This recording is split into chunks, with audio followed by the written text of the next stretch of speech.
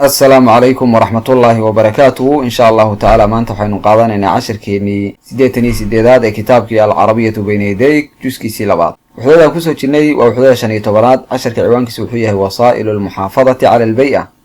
وسائل المحافظة وحببك لو إلاليو يقاببك لو إلاليو على البيئة ديغانك تهيئة ديار قروبيد فكر وحدك فكرتا في الإجابة كجوابستا عن الأسئلة التالية سؤالها صوصعة.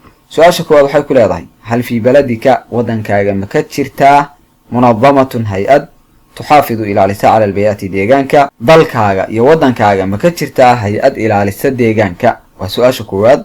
su'aasha labaad waxay leedahay ila ay shay shaygee ayay tadcu ugu yeeraysaa haadihi almunaddama hay'adani haddii hay'ad deegaanka ilaalisa ay ka jirto wadankaaga hay'ad maxay markaa dadka ugu yeeraysaa oo ay faraysa inay sameeyaan. su'aasha saddexaad waxay tahay kayfa yuxaafidu al-insaanu see ayuu ilaalinayaa qofku cala albay'ati deegaanka.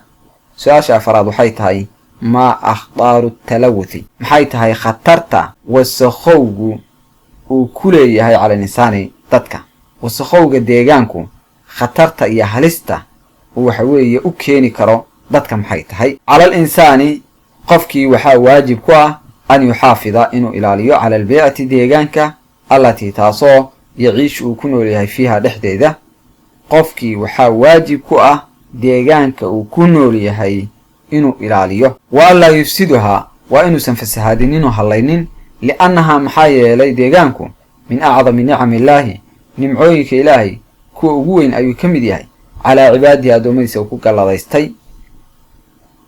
وفي كثير انفر بدن ومن بلاد العالم وضمد دنيا كمدة اليوم مانتا منظمات محاكتشرة هيئة تدعو كي باقيسو أو كي يريسا إلى المحافظة إلا إلى على البيئة ديغانك أدونك وضمد بدن أو كي يالا محاكتشرة مانتا هيئة سيدتك وحي أغب باقيان إلا إلى ديغانك وتقوم يستغيثا تلك المنظمات هيئة سي بأعمال شقوي عديدة فربضا منها وحاكمدة بيان أخبار التلوث البيئة ديغانكا وسخوغيسا خطرتا وليهي عدين أي مركا عدينيان ديغانكو مركا وسخوبو مركا يهلسكويه على الإنسان بني آدمكا ومتقانا يهلسته كويهي يوال حيواني حيوانكا يوال نباتي درتا شقوين فربضا أي قبطان بين نيري هايدهاسي وحانا كمل شقوينك أي قبطان بيان أخبار التلوث البيئة ديغانك وسخوغيس خطرت أوليه عدينيان على الإنسان بين آدنكي وخطر كويهي مركا ديغانك وسخوغو يوال حيوانكي خطر كويهي يوال نباتي يو درتي ديغانك هدو وسخوغو انتبه هلس أيو كويهي. ومراقبة الحكومات إلى أنت حكومتها أي عملات أي قبطان كمذا حكومتها أي إلاليان يو المؤسسات يهي أدها التي تاسو تفسد حلينيسا البيئة الديغانك. وشغل لبعض أي قبطان وحي كلو قبطان وذكر وسائل المحافظة وحي الشيغان قاببك لو إلالينا يو على البيئة الديغانك hababka iyo qaababka loo ilaalin karo deegaankana way sheegaan. min wasaa'il almuhaafada qaababka loo ilaaliyo waxaa ka mid ah cala albay'ati deegaanka allati taasoo yadcuu ugu yeedhayo ilaaha xaggeeda alislaamu islaamku qarsul ashjaari dhirta oo la beero amaba la talaalo. wa min alkhata'i waxaa khaladkii ka mid ah ixraaqu alqaabaat in kaymihii la gubo iyo duurkii كما يحدث سيدا دعضة في بعض البلاد ودمد قاركو سيدا كدعضة الآن هديرته. قال رسول الله صلى الله عليه وسلم نبي وحول حريص نبي كركي ساعته إن قامت القيامة هدية يستاكتو قيامته أو أي كعضة وفي يد أحدكم متكين قعنتي سا أي كتشرتو فصيلة جيت مرادير أي نخلة صغيرة وجيت مرادير فإن استطاع هدوء أولا أن لا تقوم إني سنستاغن حتى يقرسها إلى أمركا كتلالي جيد داسير فليقرسها حتى لالي جيدي.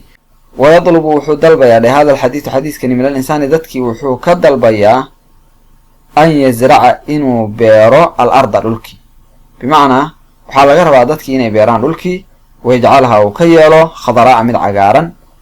wa haadihi tani min afdali duruq, waa wadooyinka ta ugu fiican ama ugu wanaagsan ee lilmuxaafadati ilaalinta cala albii'ati deegaanka, wa ximaayatuhaa iyo in laga ilaaliyo deegaankii min atalawuthi wasakhow.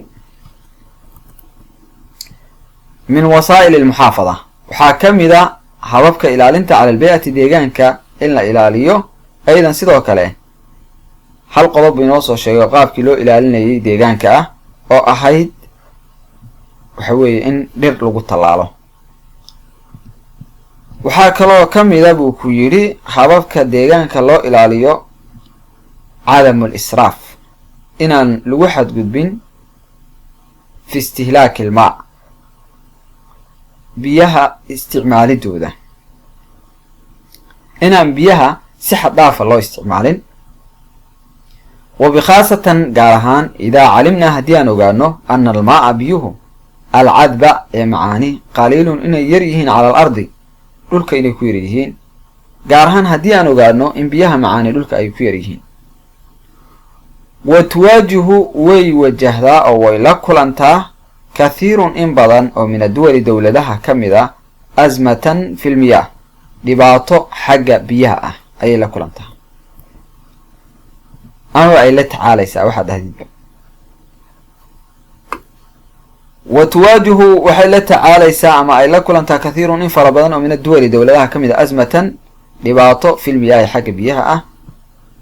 wa tu-addii waxay keentaa qilatu lmiyaah biyahoo yaraada fii baladin ma waddan ku yaraada ilaa taqliili ziraaca, waxay keentaa in uu yaraado beeristii ama beerihii ay yaraadaan, ilaa taqliili ziraaca in beerihii yaraadaan, wa sinaacati warshadihii fiihi waddanka dhexdiisa marka ay ku yaraadaan. waqad tu-addii waxaa laga yaabaa inay keento asmatu lmiyaah dhibaatada biyuhu fi lcaalami adduunyada dhexdeeda ilaa xuruubin dagaalo bayna duwali dowladaha dhexdooda inay keento ayaa laga yaabaa. waliahmiyati ilmaa'i biyaha muhiimadda ay leeyihiin, fa ina islaamku yanhaa wuxuu reebayaa can ilisraafi in lagu xadgudbo fiihi biyihii, fii kulli shayin halka armay fiican tahay in wow la geliyo la dhaho, wa fii kulli shayin shay kasta in lagu xadgudbo ayuu islaamku diidaya, xataa fi lcibaadaati xataa cibaadadii in lagu xadgudbo ayuu diidaya islaamku. waaya islaamku diinteena islaamku waxay diidaysaa oo ay reebaysaa in lagu xadgudbo biyihii oo sidii loogu talagalay ka badan in loo isticmaalo, oo biyo badan inaad isticmaashid markaad gacmaha dhaqanaysid, markaad weysaysanaysid, marka aad waxa weeye si un u isticmaalaysid. waxaa islaamku diiday xataa cibaadaadkii in lagu xadgudbo, xataa fi lcibaadaat, xataa cibaadaadkii in lagu xadgudbo ayuu islaamku diidaya. waaya oo see lagu xadgudbaya? tusaale ahaan salaadii duhur oo kale waxaa lagu yihi 4 ragcadood tuko, waa inaad intii lagugu talagalay tukataa, 4tii waa inaad tukataa. haddaad dhahdid khayrkaan badsanayaa duhurka 5 ragcadood baan ka dhigayaa, lama ogola, bidca ayay noqonaysaa.